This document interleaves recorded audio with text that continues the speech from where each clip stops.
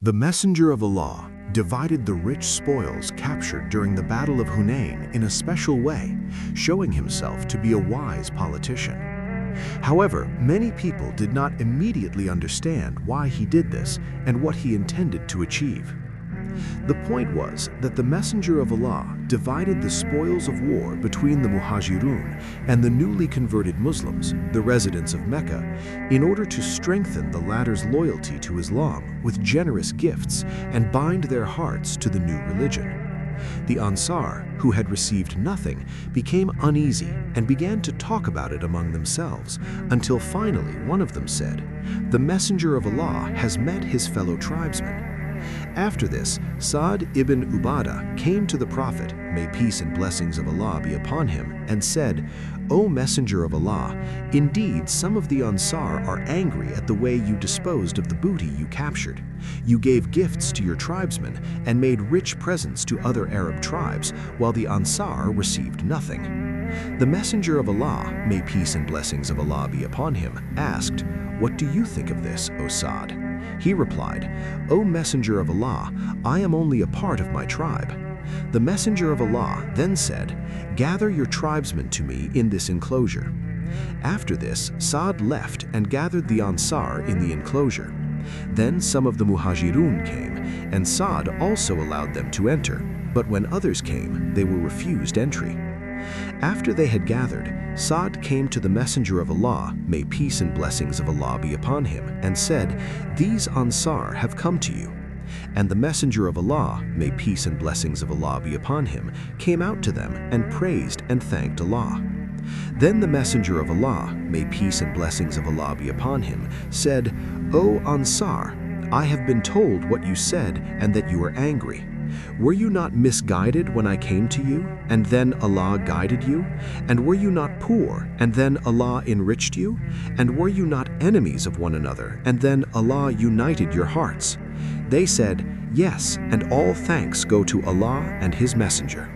Then the Messenger of Allah, may peace and blessings of Allah be upon him, asked, "Then will you not answer me, O Ansar?" They said, "What should we answer, O Messenger of Allah, when all goodness and all blessings belong to Allah and His Messenger?" The Prophet said, "By Allah, if you had wished, you could have said, 'You came to us accused of lying, and we believed you. You came to us deprived of help, and we helped you. You came to us persecuted, and we gave you refuge. You came in need, and we supported you, and you would have been right.' So, O Ansar, are you angry because of those worldly goods with which I won people over to me and they accepted Islam, trusting in the strength of your Islam? And will you not, O Ansar, consent to these people returning home with camels and sheep, and you returning with the Messenger of Allah? By the one in whose hand is Muhammad's soul, if it were not for the Hijrah, I would have been one of the Ansar.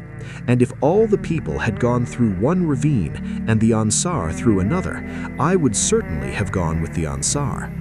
Indeed, after my death, you will see that preference will not be given to you, so be patient until you meet me at the cistern. O Allah, have mercy on the Ansar, and the children of the Ansar, and the grandchildren of the Ansar." And after this, the people wept so hard that their beards were soaked with tears, and they said, "We are pleased that the Messenger of Allah has become our portion." Then the Messenger of Allah, may peace and blessings of Allah be upon him, left, and they parted ways. The Messenger of Allah's steadfastness and his determination not to retreat under any circumstances, which later passed on to his soldiers, testifies to the depth of his faith and the strength of his trust in the Almighty. The soldiers fled the battlefield, but he remained standing, confident that Allah, may peace and blessings of Allah be upon him, would turn defeat into victory. The Messenger of Allah, may peace and blessings of Allah be upon him, not only fled, but even directed his mule towards the pagans. Al-Abbas, fearing for him, even grabbed the mule's reins, restraining it.